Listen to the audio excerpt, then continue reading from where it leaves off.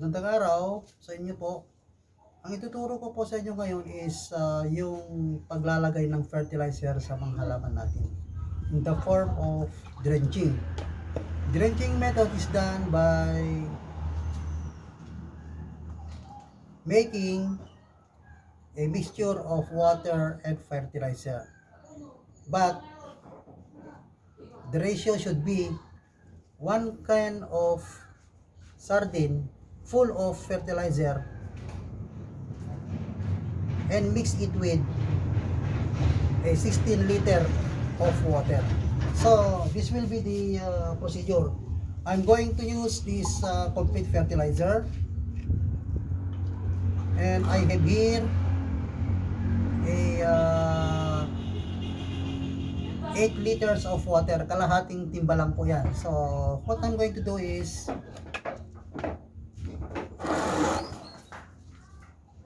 I'm going to mix, or I'm going to measure measure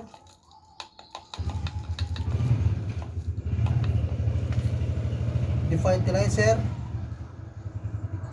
to be placed in a sardine can, and that is half full only. Yan o, half full. To be mixed with 8 liters of water.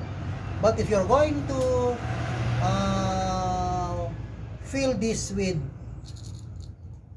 complete fertilizer full until the lid, you have to mix this one with 16 liters of water, or 1 can of water, or 1 pail of water. So we are going to mix it.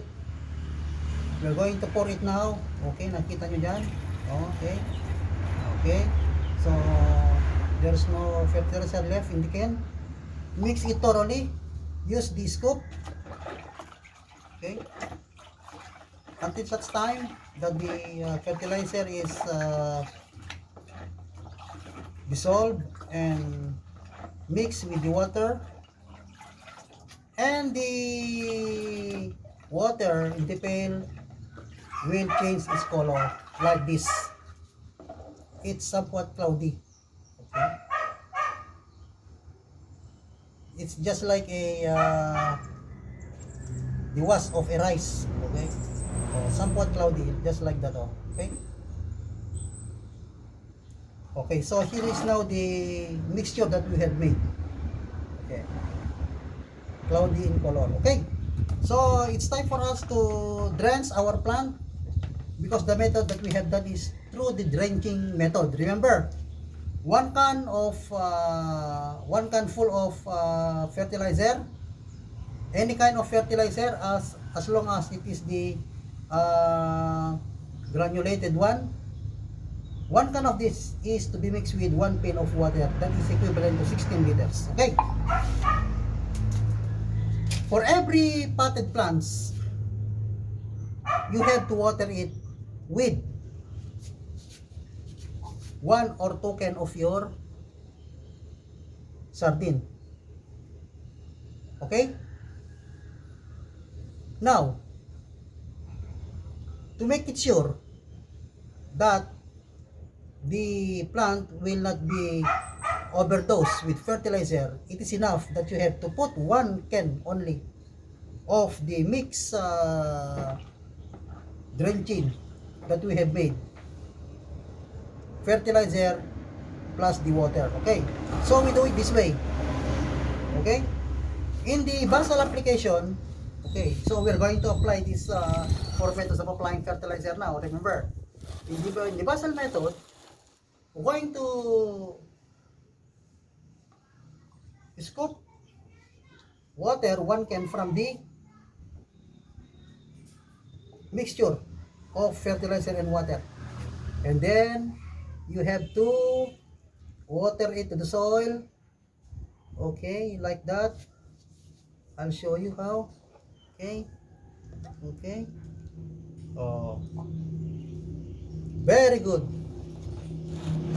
This is ready to be planted right now, or by tomorrow, or after 3 days, 5 days, 1 week. Ready for planting na po yan. And if you're going to sow seeds in this, mas maganda yan. Mas maganda. Dahil meron ng kompletong ano yan, kompletong essential elements for the plant, for the seeds, for them to grow very well. Okay? But remember, the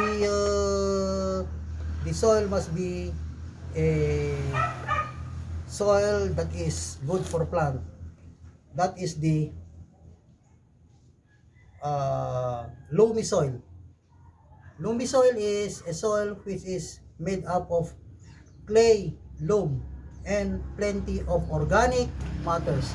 When we say organic matters, decayed plant parts. Okay. Now, in this plant, now the eggplant here, potted plant that is now growing and is still on its proper and its development stage, or in the process of its peak development stage. The same procedure is to be followed. 1 can of water with a mixture of the fertilizer, drenching method. You have to water it not to the stem, not to the leaves, but around the stem of the plant, like that. 1 can only. Okay? 1 can. Okay? So that is now being watered with the drenching method, and it is called the side dressing process. Why we call it side dressing process? Because the plant is already there growing. Okay, it's in its what we call the plant is in its vegetative stage.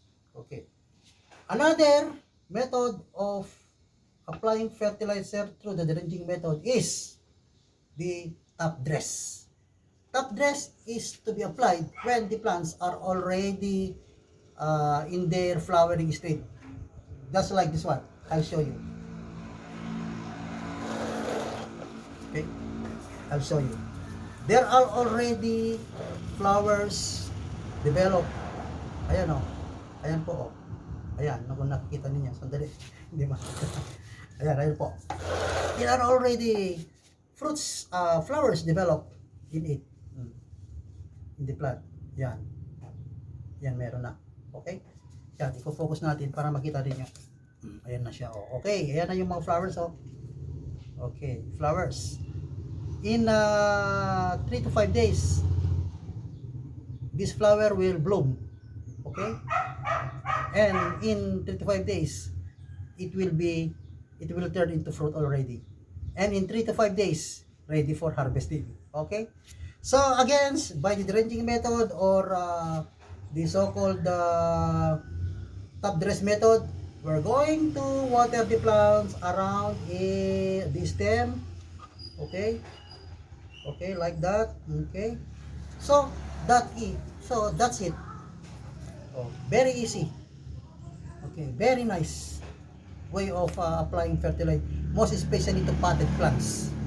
I highly recommend this kind of drenching method of applying fertilizer to urban gardening, especially when you use the so-called potted plants or recycled plastic cans for planting using the so-called potted method of gardening, and it is in the so-called urban gardening.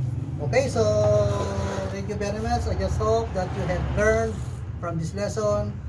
Again, I'll say thank you for watching and listening.